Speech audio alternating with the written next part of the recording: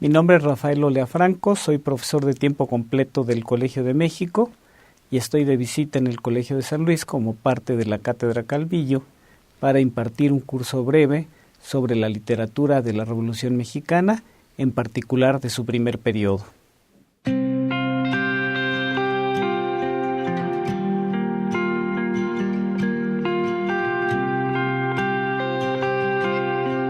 Este año, el 2015, se cumple el centenario de la publicación por vez primera de la novela Los de Abajo, de Mariano Azuela, que, como se sabe, en la cultura mexicana fue un hito, y con ese motivo queremos recordar toda esta tradición tan fuerte de la literatura mexicana del siglo XX, que fue la literatura de la Revolución Mexicana. En el curso se ha partido primero de una discusión sobre el término novela de la Revolución Mexicana, que es el que tradicionalmente se usa, y se ha explicado cómo en realidad no es un término muy apropiado, porque no todos los textos que se incluyen en este ciclo narrativo son realmente novelas. Tenemos también cuentos, tenemos autobiografías, y además porque no hay rasgos específicos que compartan todas las obras en común. Por ese motivo, en principio, se propone utilizar mejor el término narrativa de la Revolución Mexicana, o bien, de manera más amplia, literatura de la Revolución Mexicana. La aparición en 1915 de la versión periodística de Los de Abajo no fue inmediatamente recibida, porque fue difundida por un periódico de El Paso, Texas. Entonces era una circunstancia muy particular que no permitió mayormente su difusión, y en parte estamos viendo ese primer momento en que entre 1915 y 1925 la obra de Mariano Azuela empezó a ser conocida. En realidad su difusión más amplia se produjo en 1925, cuando, luego de una polémica de carácter periodístico sobre el carácter de la Revolución Mexicana y su representación en la literatura,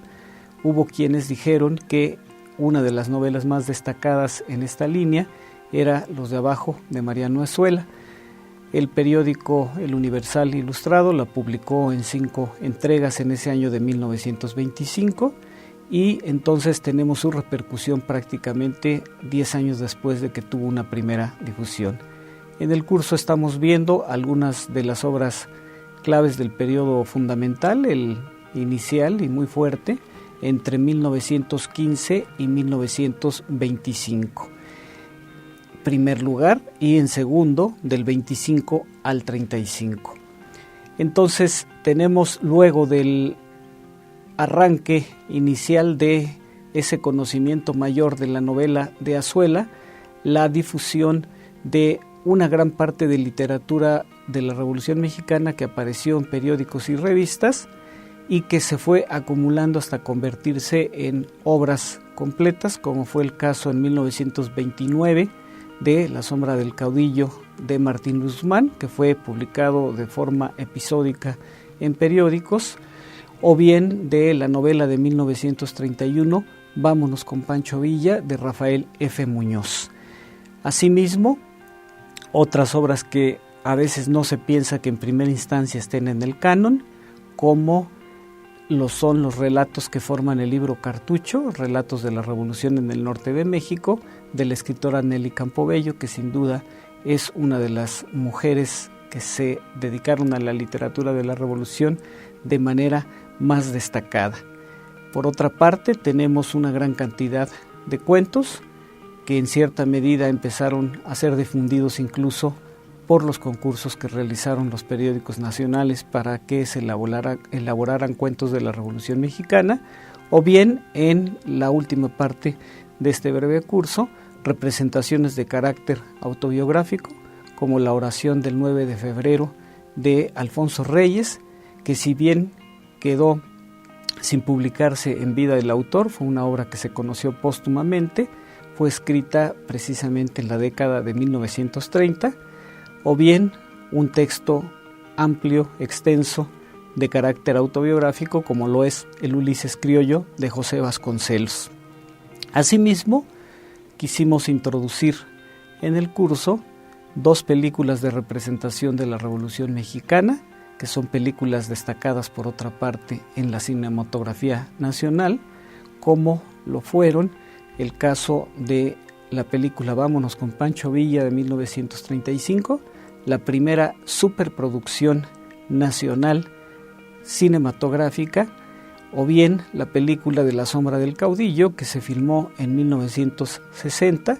y que por razones de carácter político quedó prácticamente enlatada, como se suele decir, en virtud de que una vez filmada se consideró que las escenas finales, en donde había asesinatos a manos del ejército, denigraban a esa institución castrense. En ese sentido se puede ver, aunque sea una simple muestra, de que se trata de un arte bastante complejo y amplio. Tenemos literatura, tenemos también cinematografía y naturalmente representaciones de artes plásticas que pertenecen a otros rubros de estudio. Pero se compone entonces esa tradición por una gran variedad que quisimos que estuviera representada básicamente en esta etapa por novelas, cuentos, autobiografías y un par de películas. Sin duda, sobre la cuestión de la literatura o narrativa de la Revolución Mexicana hay una amplia bibliografía, general y específica. En el caso particular de lo que yo he hecho, hay materiales que se pueden consultar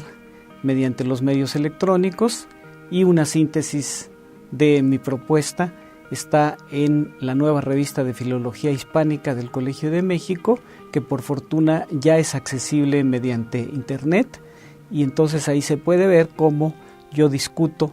ese concepto novela de la Revolución Mexicana y propongo su sustitución por otro más práctico, más abarcador, reconociendo que se trata de un ciclo completo, y ya sea entonces que usemos narrativa o literatura de la Revolución Mexicana. Con motivo del centenario de la Revolución en 2010, incluso desde un poco antes, varios años de anticipación, empezaron a salir textos narrativos, sobre todo novelas, relacionados con las grandes figuras de la Revolución, obviamente Pancho Villa, Zapata, el propio Madero. Este tipo de obras narrativas pertenecen a un ciclo distinto. ¿Por qué? Porque ya no tienen el mismo proceso de recepción histórica cultural,